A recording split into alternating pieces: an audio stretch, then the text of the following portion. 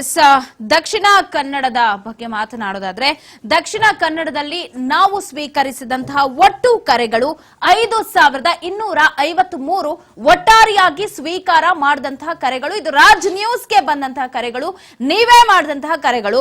ಇದರಲ್ಲಿ ಪದ್ಮರಾಜ್ ಹಾಗೆ ಬ್ರಿಜೇಶ್ ಚೌಟ ಇಬ್ರು ಕೂಡ ಇಲ್ಲಿ ಪೈಪೋಟಿಗೆ ಇಳಿದಿರೋದು. ಇವರ ಪರ್ಸೆಂಟೇಜ್ ಗಳನ್ನ ನಾವು ನೋಡ್ತಾ ಹೋಗೋಣ.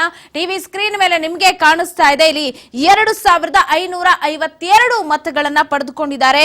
ಪದ್ಮರಾಜ್ ಅವರು 49% ಅನ್ನ ಪಡೆದುಕೊಂಡಿದ್ರೆ ಈತ ಬ್ರಿಜೇಶ್ ಚೌಟ ಅವರು ನಮ್ಮ ಸರ್ವೆಯಲ್ಲಿ ಗೆಲುವನ್ನ ಸಾಧಿಸಿದ್ರು. ಅಂದ್ರೆ 51% ಮತಗಳು ಬಂದಿತ್ತು.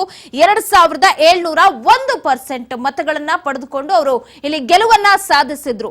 ನಮ್ಮ ಸರ್ವೆಯ ಅನುಸಾರವಾಗಿ ದಕ್ಷಿಣ ಕನ್ನಡದಲ್ಲಿ ಬಿಜೆಪಿಯ ಕ್ಯಾಪ್ಟನ್ ಬ್ರಿಜೇಶ್ ಚೌಟ ಅವರು ಗೆಲುವನ್ನ ಸಾಧಿಸಿದ್ರು. ಇನ್ನು ಉಡುಪಿ ಮತ್ತು ಚಿಕ್ಕಮಗಳೂರು ಕ್ಷೇತ್ರದಲ್ಲಿ ಯಾರಿಗೆ ಈ ಬಾರಿ ಜನಾಭಿಪ್ರಾಯ ವ್ಯಕ್ತವಾಗ್ತಿದೆ ಅನ್ನುವ ವಿಚಾರಕ್ಕೆ ಸಂಬಂಧಪಟ್ಟಂತೆ ನೋಡ್ತಾ ಹೋಗೋದಾದ್ರೆ ಉಡುಪಿ ಮತ್ತು ಚಿಕ್ಕಮಗಳೂರು ಕ್ಷೇತ್ರದಲ್ಲಿ ಈ ಬಾರಿ ಬಿಜೆಪಿಯಿಂದ ಸ್ಪರ್ಧೆ ಮಾಡಿದ್ದಾರೆ ಕೋಟಾ ಶ್ರೀನಿವಾಸ್ ಪೂಜಾರಿ.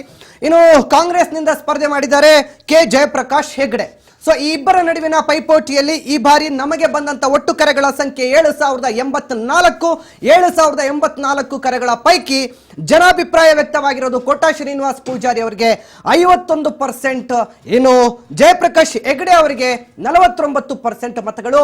ಸೊ ಹಾಗಾದ್ರೆ ಇಲ್ಲಿ ವಿಶ್ವೇಶ್ವರ ಹೆಗ್ಡೆ ಕಾಗೇರಿ ಕೋಟಾ ಶ್ರೀನಿವಾಸ್ ಪೂಜಾರಿ ಅವರೇ ಬಿಜೆಪಿಯಿಂದ ಗೆಲುವನ್ನು ಸಾಧಿಸ್ತಾರೆ ಅನ್ನುವಂತ ಮಾಹಿತಿ ಸಿಗ್ತಾ ಇದೆ.